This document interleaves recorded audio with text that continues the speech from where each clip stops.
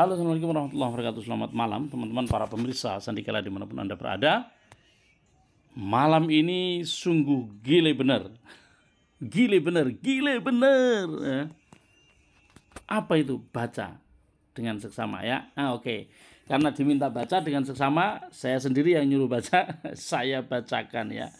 Berita terkini pada tanggal 15 Mei, informasi penting konferensi terbuka Global Platform TT. Setelah hadiah airdrop KYC dihentikan pada pukul 23.59 malam ini, penerbitan CTC akan ditentukan. Deflasi akan terus berlanjut selamanya dan jumlah CTC hanya akan berkurang, tidak akan pernah bertambah, juga tidak tetap, selalu akan terus berkurang. Sekarang 82 negara di seluruh dunia telah berpartisipasi dalam TT. Saat ini jumlah pengguna KYC terus melonjak. Dalam beberapa jam terakhir hari ini pasti akan sampai lebih dari 700.000 pengguna nyata yang berpartisipasi. Setelah hadiah airdrop KYC dihentikan pada pukul 23.59 hari ini, bursa akan melanjutkan metode autentikasi reguler. Pengguna yang telah melewati KYC airdrop akan secara otomatis membuka autentikasi utama. Jadi kita perlu sekali dan kita harus akan melakukan autentikasi utama, yaitu KYC yang di dalam profil itu belum dinyatakan belum belum terverifikasi. Ini yang ada di sini. Klik. Ini yang di bawah ini. KYC yang not verified ini sekarang kalau diklik belum bisa, tapi nanti akan terbuka dengan sendirinya setelah dibuka oleh perusahaan ya.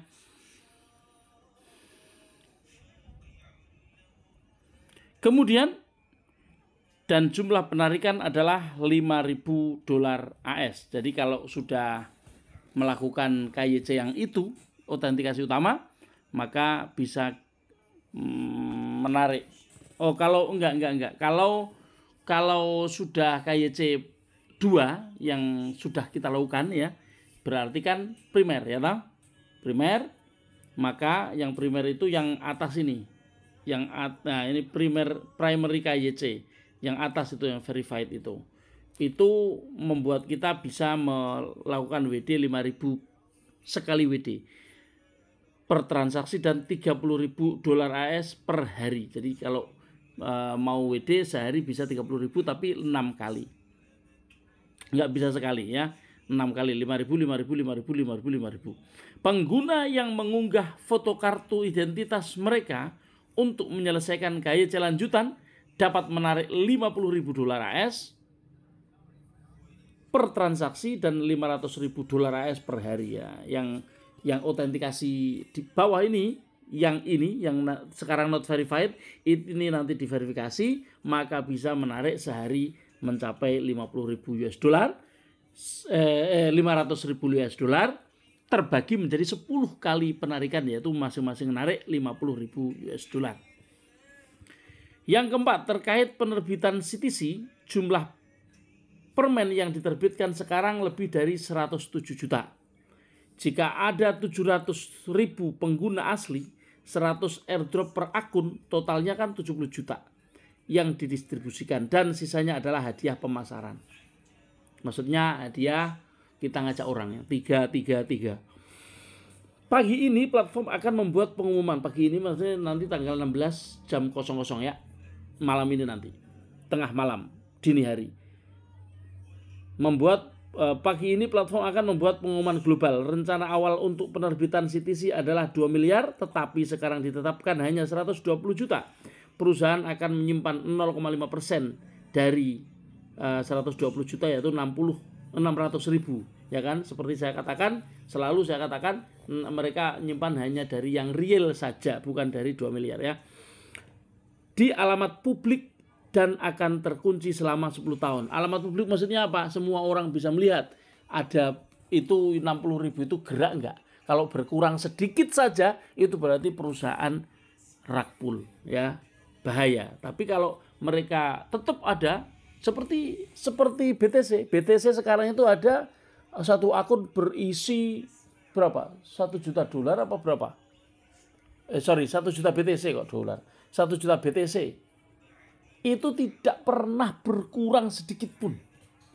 Ya. Kalau itu berkurang, saatnya runtuh. Karena tidak berkurang maka aman. Mulai pagi ini dan data KYC dan data permen akan diperiksa lagi, yang diharapkan akan memakan waktu 2-3 hari.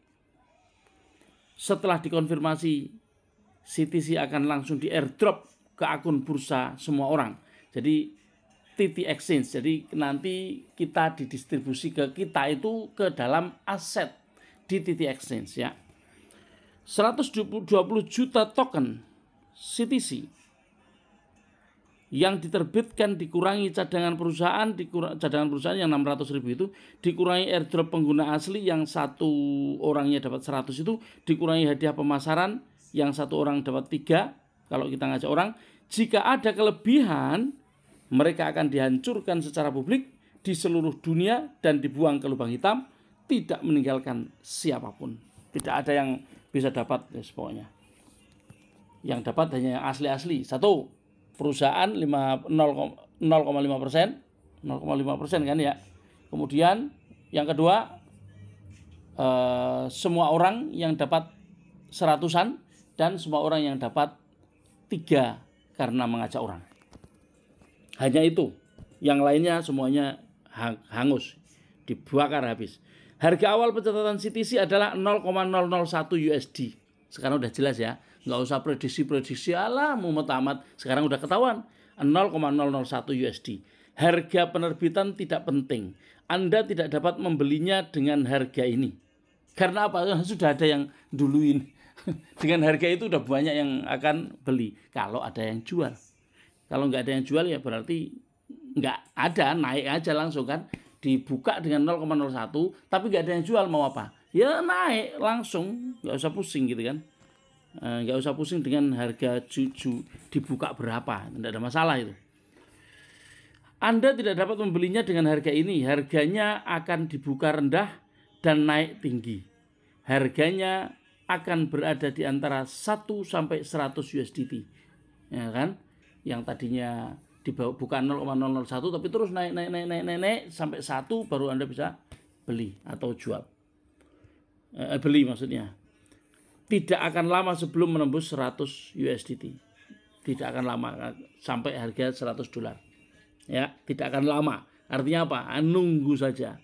Atau sell book 100 USDT. Kalau asal sudah nyampe 100 terjual aja gitu.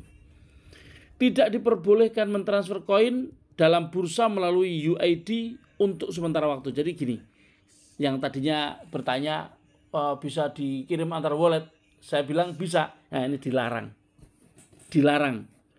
Ini adalah mekanisme anti penipuan. Ini dilakukan supaya tidak ada orang yang melakukan penipuan. Kalau punya 100 akun tuyul, nggak bisa melakukan apa-apa. Kalau ada orang yang membernya nggak mudeng, nggak akan bisa memanipulasi punya mereka. Tidak akan bisa menipu siapapun. Semuanya harus istilahnya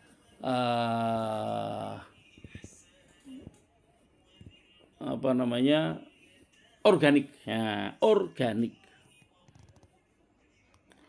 Setelah CTC terdaftar untuk diperdagangkan pada pukul 10.13, ini waktu itu Singapura, berarti di sini 9.13 ya. Pada tanggal 20 Mei, CTC dapat diperdagangkan dan ditarik secara normal. Yang perlu dilakukan hanyalah menghindari beberapa akun. Maksudnya jangan pakai satu HP untuk beberapa akun. Paham ya? Nggak boleh seperti itu. Ya, makanya yang membernya masih belum bisa, pokoknya dipaksa gimana caranya supaya bisa. Jangan dibantu-bantu gitu ya. Setelah pembukaan, transfer internal akan diaktifkan. Kalau udah dibuka, transfer internal bisa. Nilai platform data rantai publik paling banyak. Selama ada transaksi, akan ada data. Selama ada transaksi, akan ada pendapatan gas. Jika datanya besar, rantai publik akan sangat berharga. Namun, mengingat banyak pengguna biasa tidak tahu cara menggunakan dompet untuk transaksi terdesentralisasi, maksudnya Web3, Tantin Wallet ya. Ini bicara soal Tantin Wallet pada belum bisa memakai. Mereka akan terburu-buru saat online, sehingga padahal kalau sudah online akan terburu-buru untuk jual atau beli gitu kan. Maka sehingga dompet Titi akan tertunda. Jadi sekarang transaksi dan sirkulasi CTC akan dilakukan di bursa terlebih dahulu, dilakukan di Titi Exchange, maksudnya gitu. Seharusnya kan di Tantin Wallet, di web free kan, tapi sementara waktu dilakukan di bursa dulu, di exchange dulu, Titi Exchange dulu. Karena alasan ini perusahaan telah kehilangan setidaknya 100 juta dolar AS. Nah, karena apa? Ya karena perusahaan harus membeli kan. Dan alasan-alasan lainnya. Nomor 8, sekarang fundamental telah terbentuk dan tim atau rantai publik, dompet, bursa, pengguna semuanya jelas. Setelah 20 Mei dalam 1-3 tahun ke depan, kami akan fokus membangun 100 proyek ekologi teratas, menyaring dan meninjaunya secara ketat dan membawa semua pengguna Titi menuju kesuksesan. Semua proyek ekologi yang bergabung dengan Titi akan membawa ratusan ribu atau bahkan jutaan lalu lintas pengguna baru ke Titi. Dan setiap lalu lintas yang berpartisipasi dalam ekosistem harus membeli CTC. Harga CTC akan dipaksa naik hingga 100.000%. Ingat ya, itu bukan karena apa-apa. Karena itu tadi, ada banyak yang harus beli CTC. Karena apa? Karena proyek Tiger AI, ada proyek lainnya, ada ratusan ekologi. Ya. Yang ke-9, sebagai proyek ekologi pertama, Tiger AI akan memimpin ratusan ribu pengguna dan dana besar untuk memulai kerjasama mendalam dengan Titi. Peluncuran resminya yang paling lambat awal Juni. Paling lambat awal Juni ya. Paling lambat itu, bisa sebelumnya. Sebagai yang pertama dari ratusan proyek ekologi lainnya, penggunaan CTC sebagai tiket masuk wajib dilakukan sebagai sebuah proyek yang awal, yang pertama di antara proyek-proyek lainnya akan menyusul. Maka Tiger AI mewajibkan ITA untuk menggunakan CTC. Makanya digunakan CTC 5% itu. Saat ini bursa hanya memiliki bagian spot saja. Dalam periode jendela ini, ya, jadi harusnya kan ada derivatif, ada macam-macam ya. Tapi sekarang spot saja dulu.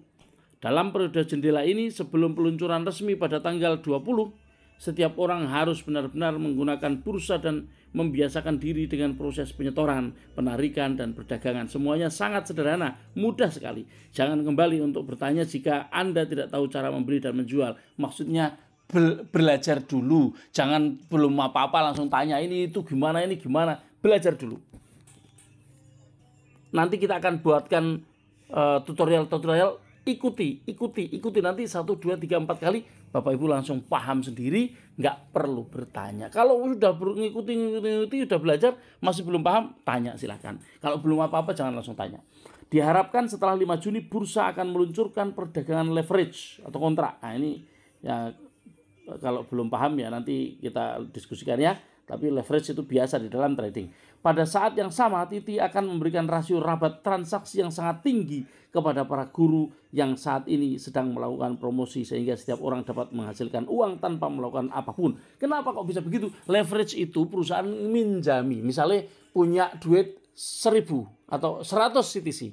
Kemudian mau trading nilainya 1.000 CTC, bisa pakai leverage 10 kali lipat. Nggak tahu leverage-nya sampai berapa kali lipat kan? Tapi nanti bisa kita lihat. Nah, kalau meminjam leverage maka harus menggantikan, harus ada interest di situ. Nah, interest di sini nanti dibagi antara perusahaan dengan jaringan. Begitu ceritanya. Hasil dari trading itu seseorang yang menggunakan fasilitas leverage harus membayar jasanya gitu. Kira-kira begitu. Oke? Ini tim Gold Dragon. Terima kasih, mudah-mudahan dapat dipahami dan tetap semangat. Mantap. Sukses bersama.